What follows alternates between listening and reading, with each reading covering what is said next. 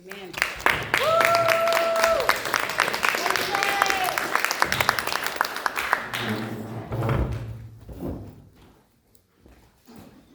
Hey, did you get it? Okay.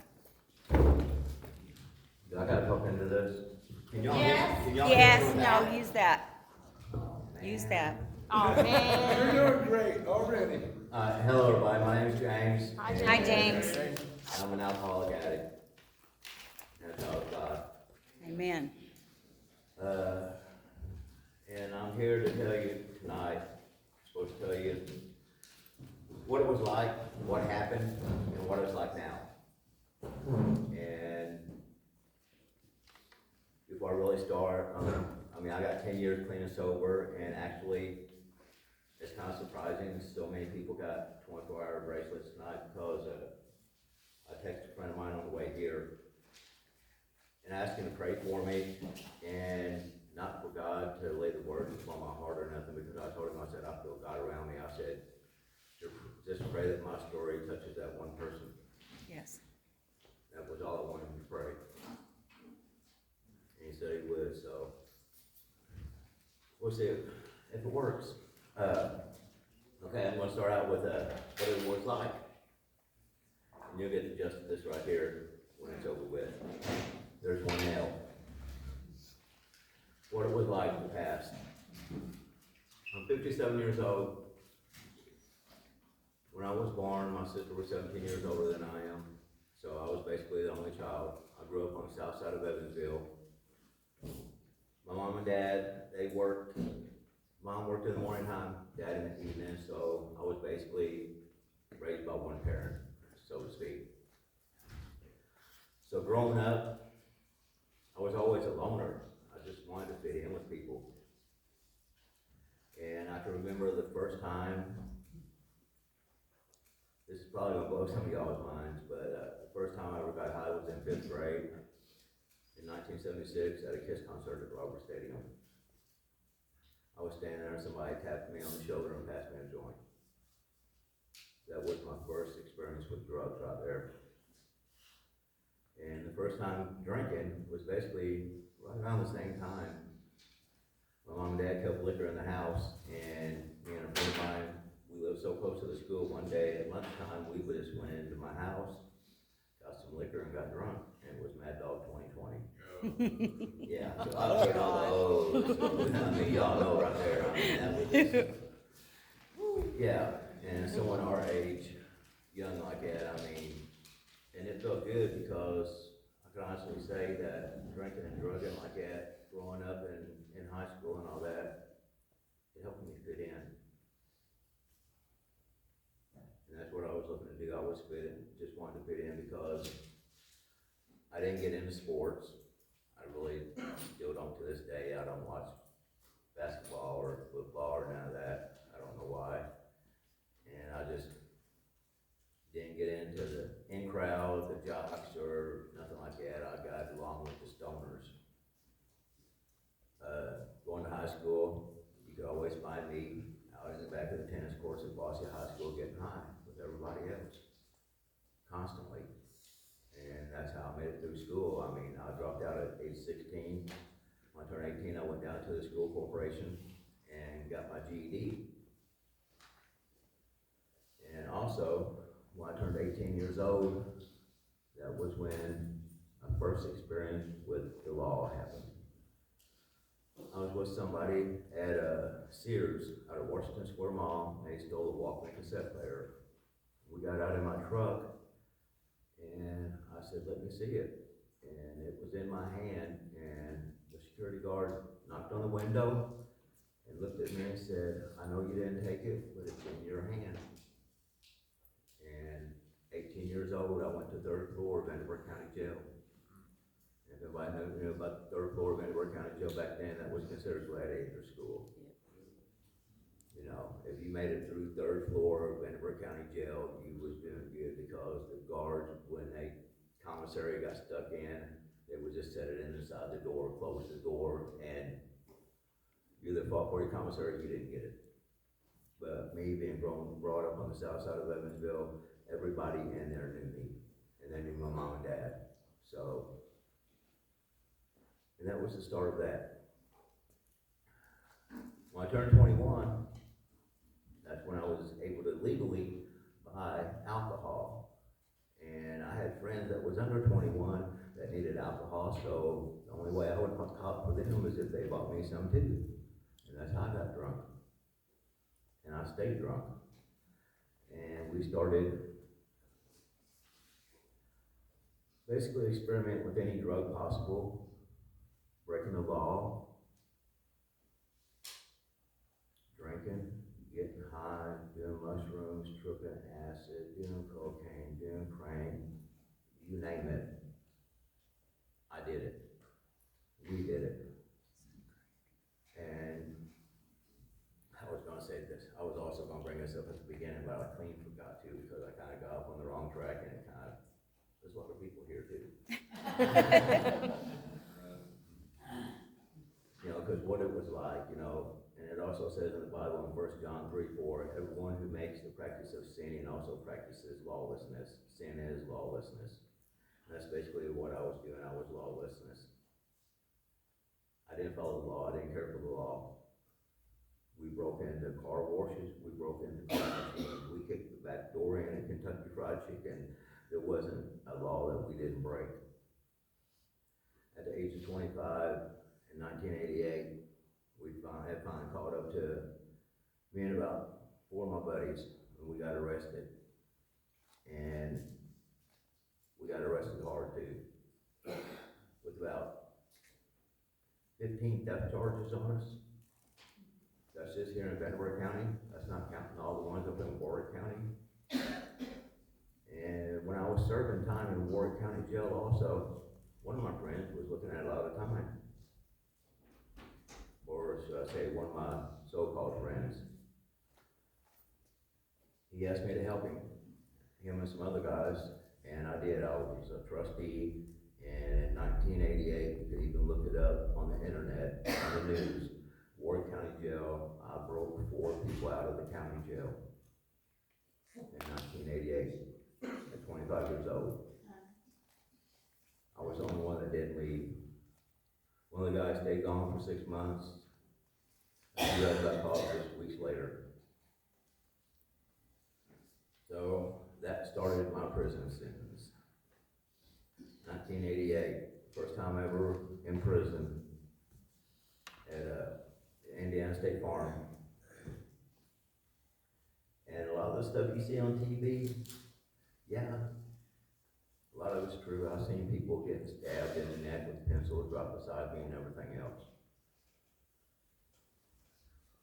But then again, at the time, I was young, dumb, and the only thing it was teaching me was how to be a better criminal. And that was also when I first got introduced to AA. I really didn't go, but I got introduced to it because if you signed up for AA meetings, you basically got out of the cell house or out of the dorm, so I would go. I ended up getting out of jail, getting out of prison, and it all started again. I got dropped back in the same old thing, drinking, drugs, but this time I lightened up a lot. I mean, I didn't really break the law, so to speak, but, you know, when you do drugs and all that, you still break the law. You know, you not only break human law, but you also break God's law because your body is a temple and you're putting something in that's going to destroy that temple. That's going to destroy it mentally and physically also. Yes. And that's what I was doing at the time. I didn't realize it, but I was. So, I ended up getting married to my second wife in the 90s. At that time, I was clean for a little bit, and she ended up getting sick with COPD, getting put in the hospital and everything, and I had to make the decision to do not resuscitate when they took her off life support. And I made that decision, and when they took her off, she died. So I blamed myself for her death, and And what did I do instead of doing what we're supposed to do when something like that happens? Reach out to people in the program. What did I do? I ended up going right back out there and doing the drugs harder than what I was. And not caring at all. Not caring for myself, who I hurt, who I robbed, who I stole from. I mean, 'cause I even ripped off the dope man. And didn't care. I didn't care if he killed me. And I got in with some friends of mine that I grew up with. And I was staying with her at their house and all. And I always promised their parents that I wouldn't let nothing happen to them. So in 2012, 2012 and 2010, 2011, around that area, we started cooking meth. And if anybody knows, back then, you had to shake and bake. And we was doing it. And the cops called on to us, a bunch of them got arrested and all that. And they came to our house one night and knocked on the door, and I took the fall for the 4 people that was actually cooking it. And went back to jail.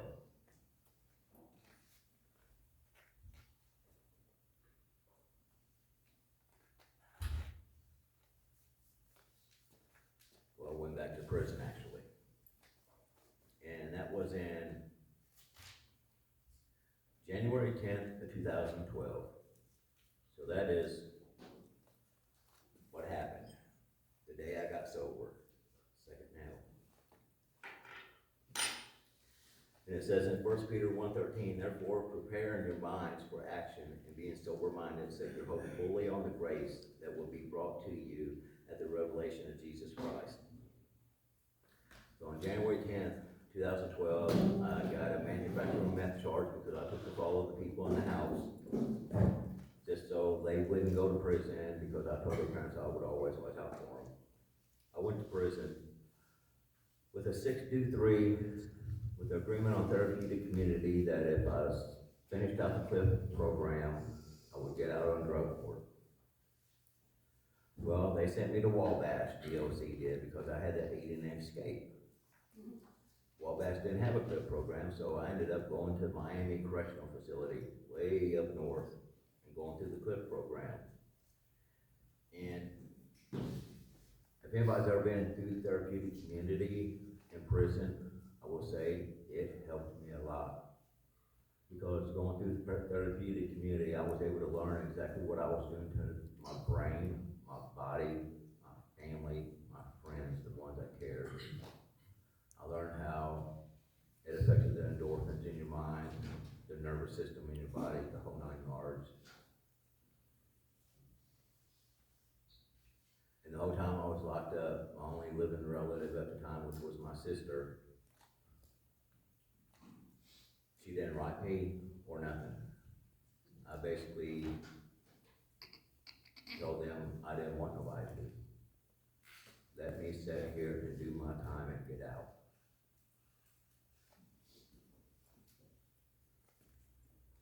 I ended up getting out and finishing therapeutic community, getting put on drug court. I had to go to ABK and check in. I had to do a lot of the same stuff that a lot of y'all are doing in this room, getting the paper signed every single day, going to the meetings every single day, going to 12-step classes, going to Thinking for a Change classes, paying the fines, paying back everything, court costs, the whole 9 yards. But the thing of it is, when I first got out, what did I do? I went right back to the people that I got arrested with and was staying there. One day the cops knocked on the door, because when you're on drug court, they have the right to come in and search your house any single time they want to. They knocked on the door, sheriff did, came in, took a dog through the house, and found a shotgun in the basement. I'm a convicted felon. I'm not supposed to be around firearms. So they filed a petition to revoke probation on me and told me I couldn't stay there. I go to court, and on drug court, your lawyer's automatically Bob Canada. Good old Bob. Well, he looks at me and said, James, they wanna give you 2 days in jail. You can do that standing on your head, but we're gonna fight it because I know you didn't have nothing to do with it. And at that time, you know, like I said, they made me move out, so I was to go over and stay with my sister's house, which was actually just a block away from there. And my probation officer found out and said I could not stay there because it was too close. They thought I was lying to them. So literally in the dead of winter time in 2014, fresh out of prison, probably just enough clothes to fit in a grocery sack from Snooks, I was homeless, waiting to go back to jail for 2 days. I go to court for my PTR. I'm sitting there. Normally it's a full courtroom, but for some reason this time the courtroom was dead empty. I was the only one there. Judge wasn't out there yet or nothing. I'm sitting there by myself, going over my life, thinking, all right, what am I going to do? All of a sudden I just looked up. I said, God, I'm done. I'm done. Whatever happens, happens. It's in your hands now. Bob Canada walked out and said, James, they dropped the petition to revoke charge. They dismissed it. So I thought to myself, okay, God, I know you're real now. Because, I mean, even being brought up, I had a grandfather that was a Pentecostal preacher. My aunt was Southern Baptist. I mean, my family went to church, but I didn't. So that was my first experience, real experience with God.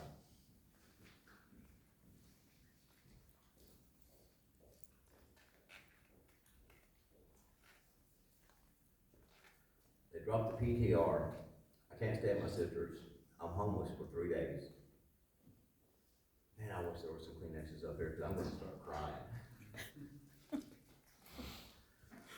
So I'm homeless for 3 days, going to my meetings, doing everything I'm supposed to do.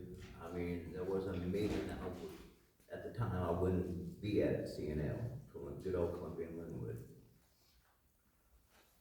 I'm homeless for 3 days, dead of winter time. And at that time, Chris was my sponsor.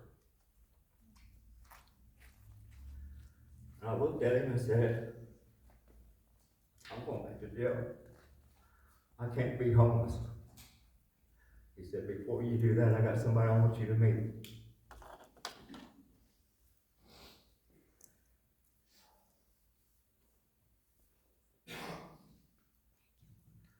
So he took me and introduced me to a guy named Bob Collins, the brother's keeper.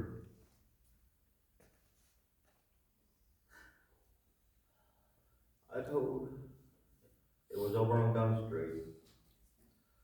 I never will forget that day. I told Bob, I said, I don't have no money, I'm on disability. My check won't be here for another 2 or 3 weeks.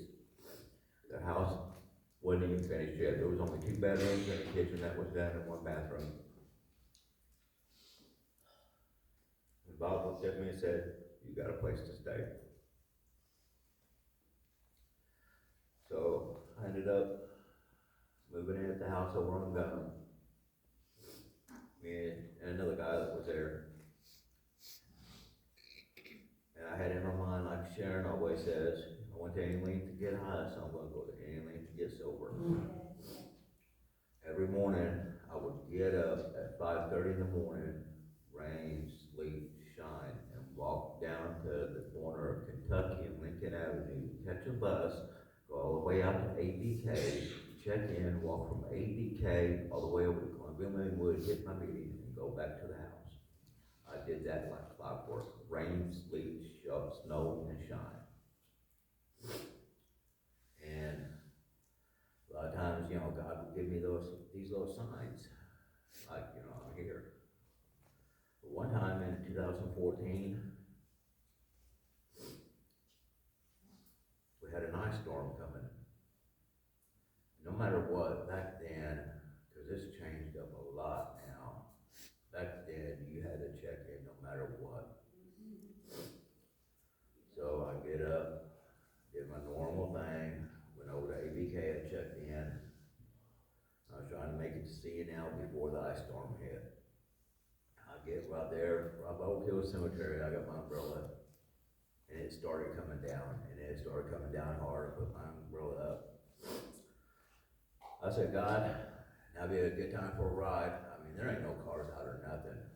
And I turn around and a taxi cab pulls up. And looked at me and said, do you need a ride? Yeah, sure do. He asked me where I was going. I said, Columbia and Linwood, I got a chair meeting.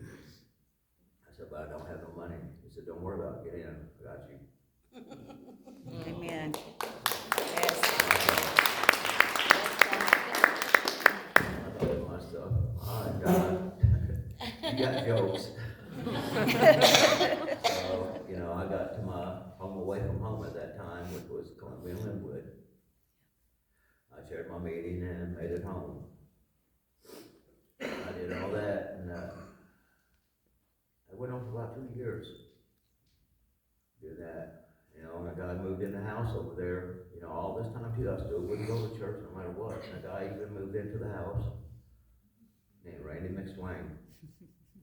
And he drove a bus for the Gathering Church. And he kept telling me, James, go to church with me, you'd love it, go to church. No, I ain't doing it, I ain't going. I got my higher power, I'm good. Well, at that time on drug court, we had what they had called alumni meetings.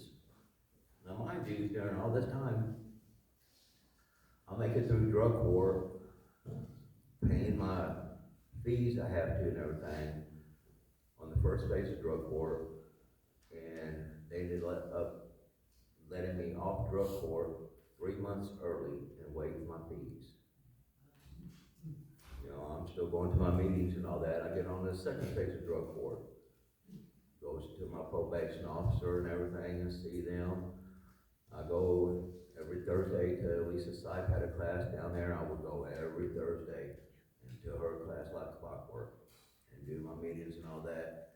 And time come up for me to get off probation, and I still owe them money, but they let me off probation and waived my probation fees also 3 months early.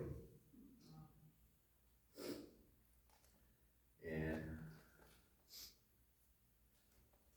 so I get off probation, graduation drug court. And when I got for graduate drug court, at this time, Judge Trotman, on graduation days, the case manager will always get up there and say something about you. Then your judge will get up there and say something and then introduce you. Then you get up there and you always had to give a speech. And I don't like talking in front of people, as y'all can tell, because I'm fiddling up here.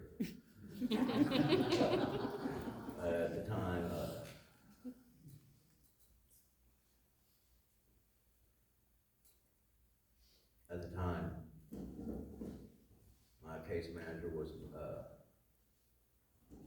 I'm going to say his name because he wouldn't mind, Mike Hagedorn.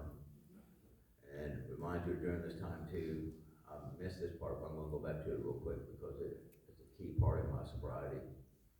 When I was homeless for those 3 days, he was a friend of mine, and he taught my counseling for a change class. And I called him up walking the street one night, at 11 o'clock at night, because I was ready to get high, and he talked me out of it. Yeah. I mean, yeah, Mike is Mike, but he helped save my life as well. But he gets up at graduation and he says his little few words about me and everything, and then he introduces Judge Trotman. And at this time, the judges always has something to say about you. Judge Trotman gets up there, looks at the audience, he looks back at me,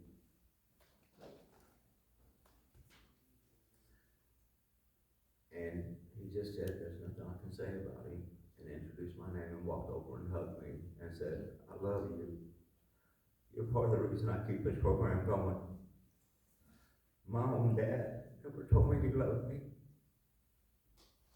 And for a judge that knows I brought people out of jail, all the problems I've been in, to hug me and tell me he loved me, I didn't want to let him down.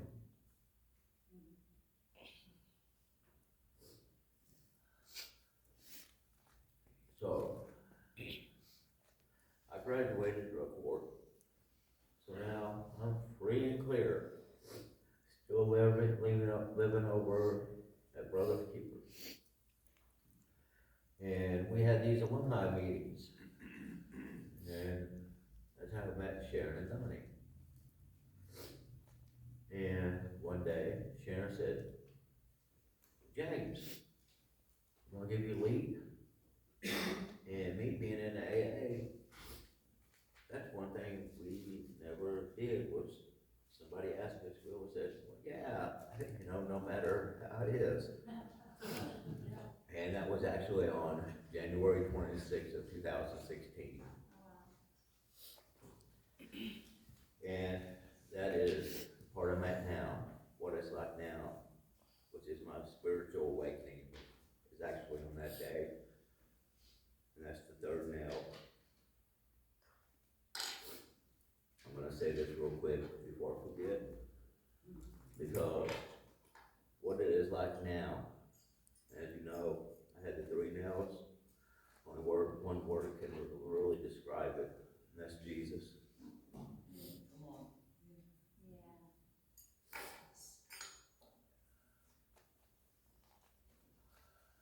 Well, I'm going to fill in a little bit of the blanks because God wrote it.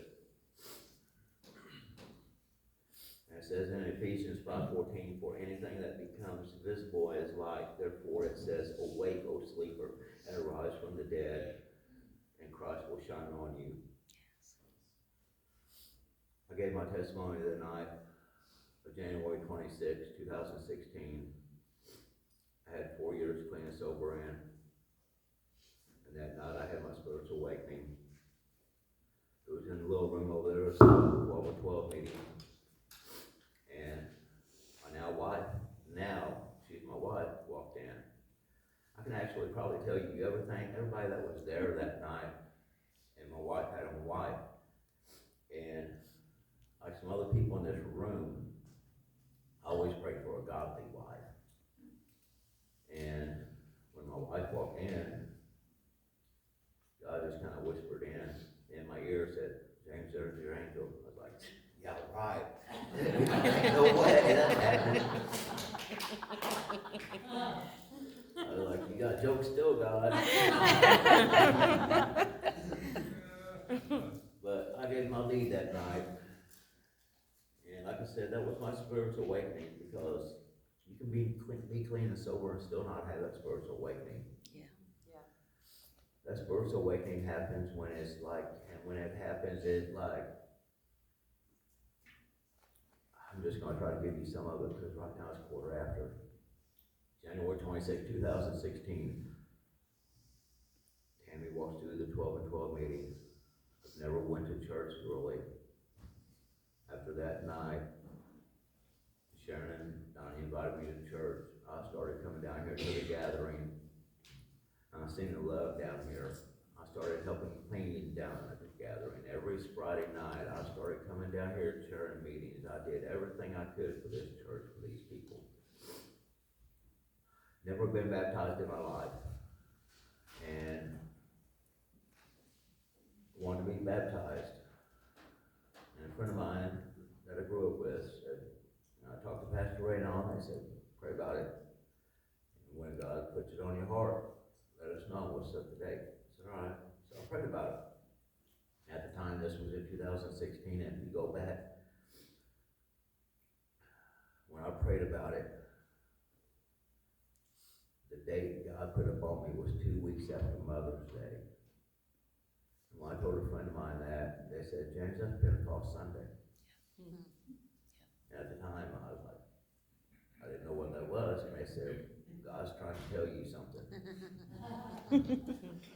So I started looking it up and everything, and Pentecost Sunday is when the remaining 12 disciples went into the upper room and was filled with the Holy Spirit and started speaking in tongues. Yes, sir. I was like, okay, so I got baptized on Pentecost Sunday. And mind you, I'm probably 3 to 4 months off probation, free and clear, coming down here. Me and Tammy become friends. I started hanging out with her and everything. We started going out on the street ministering together and all that. And all of a sudden, we started hanging out and all. And then all of a sudden, it was October, time for Kairos, which is prison ministry. Pastor Tony asked me, he said, Jamie, do you want to serve on a Kairos team? I was like, I didn't know what it was. I was like, well, sure. So he told me what it was and all that. Us men, we go back into prison for 3 days and minister to the guys in there.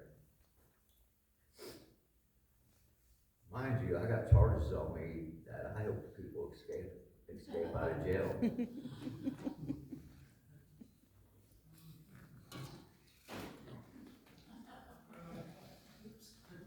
And also, you're not supposed to serve on a prison Kairos ministry team unless you're at least a year off paper. Right. I'm 4 months off paper. I get to go back in Branchville, minister to men for 3 days. That don't happen. That does not happen at all. So I served on my first Kairos prison ministry team. The first meeting I went to, I'm sitting there on the first formation, because we have to have these formations before we go in, and I look across the room, and lo and behold, there's my probation officer sitting there serving on the same team. War in hell. Yep. I'm like, okay, God. This guy just let me take a drug test about 4 months ago. So I serve on it, and it was in October, Branchville, and it was an amazing experience going in there for 3 days and watching the love the men have in there for God. And at that time, God has also given me these little signs and all that too, because I wasn't a table leader. I kind of waited on the table, took cookies out, stuff like that, did a little bit of everything. And the table I was assigned to was James. What's my name? James. Yeah, God. So I'm doing all this and all that, and that night, Tammy comes up there to the closing. And afterwards that night, me and her went on our first real date at Western Robi, and we basically told each other that me being gone that day, for those 3 days, how we really, felt about each other. And we started dating. And at the time at Western Robi, you fill these little cards out, because on your birthday or whatever, they gave you like a discount, and they gave us a card to fill out, and as an example, they used the name James also. Again. So me and Tammy, we start dating and all, and mind you, all this time, I'm down here, we're doing our ministry work and everything, and God's working in our lives. He's working pretty heavy.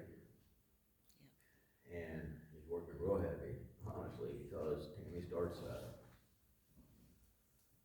sponsoring a girl that gets pregnant and all that, and the girl has the baby, and me and Tammy's there, and the baby gets born, and we're the godparents. Tammy ends up cutting the umbilical cord and all. Well, the baby gets taken away from the girl. He gets put in foster care at 5. The baby's 5 months old. And we was done close to the baby, and we tried our best to find him. And we did when he was 5 months old, and they took him to Tammy. Me and Tammy's, we're getting serious at this time, engaged to be married and all that. up getting married. Yeah, we ended up getting married. We got married and all, and got our place, and she's fostering the baby. And mind you, I got a meth charge on me. I also have an alien escape charge on me, plus numerous theft charges. And she's fostering a little boy. And DCS comes and asks us if we want to adopt him with all my charges. And yeah, we did. DCS helped us adopt a little boy with me with a manufacturer of methamphetamine charge on me. That does not happen in the state of Indiana. No. People that have drug charges don't get their kids back, but they let me adopt a little boy. That's God. That's not a judge or nothing. That's all God right there. Yes. So we get married, we adopt him and all, and I mean things are going good too. But then again, you know, I'm not gonna sit up here and give you all the sugar and spice and everything's nice because even with your walk with Christ and being on sobriety, things are gonna happen. You just have to keep your feet firmly planted and keep those surrounding you that walk with God also, because if not, you're gonna go right back into the trap. I've seen it too many times. Yeah. I've seen people, I've chaired meetings right down here where they were about relapse prevention, and people in here that said they had a year under their belt, and they said, oh, I'm not gonna relapse, it ain't gonna happen to me. Next day, they're in the Vanderbilt County lockup. Don't say it ain't gonna happen, because it can happen any single day to any single body. Okay, now back to what I was saying before I started preaching. So, walk with Christ and all that. And I served on a Kairos team. I took my job and all that. Mind you, I got theft charges on me and everything. I now help assistant manage an antique store up in Newburgh, Indiana. And I got the keys to the store and all that, and I can walk in anytime and there's somebody in there.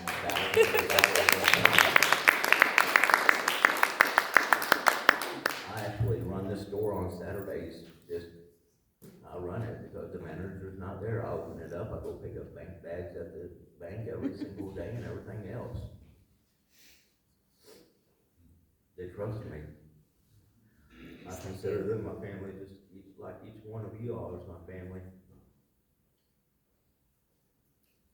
I've been at that job 5 years now, and I wouldn't trade it for the world, just like I would trade this church for the world.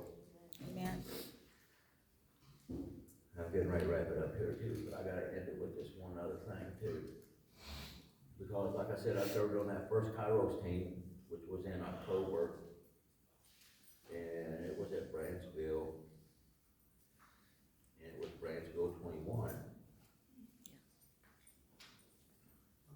And I didn't serve on no more Kairos teams after that for a long time. So all of a sudden one day I get a call and asked me to serve on another one. Sure, I'll serve on it. And this is one of the little things that God let me know that He still has me, because the one I served on this time was Wabash 21. Mind you, I hadn't served on a Kairos team for years, and the first one was Branchville 21 in 2016, and the other one was Wabash 21 right before COVID hit. And now I have a green badge to go in maximum security prison anytime I want to administer to men. Come on. Amen.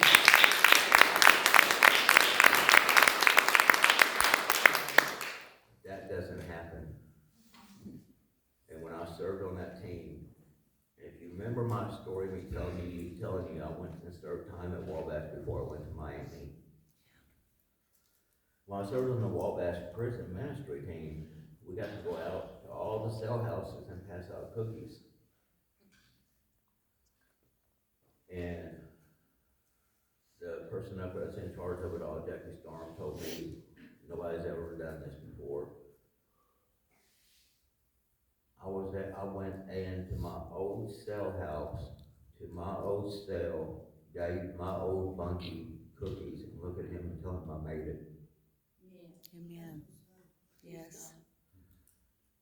And that has never been, that has never happened before, and they even had asked me at one time if I wanted to help on their, program to help people that got out of jail find jobs and stuff like that, and I turned it down. I mean, God's out there, people. No matter what happens, don't pick up. There's a sign above the door over at CNL that says nothing can happen today that drink is gonna make better, and I hold that true to my heart. Because I don't care if you win $100 million on lottery, how drinking is gonna make that $100 million any better, because you can get drunk and blow it all away on DUI. Yeah. For the newcomers out there, just stick with it, don't give up. And like I said, I just hope my story touched somebody today. That's all I got.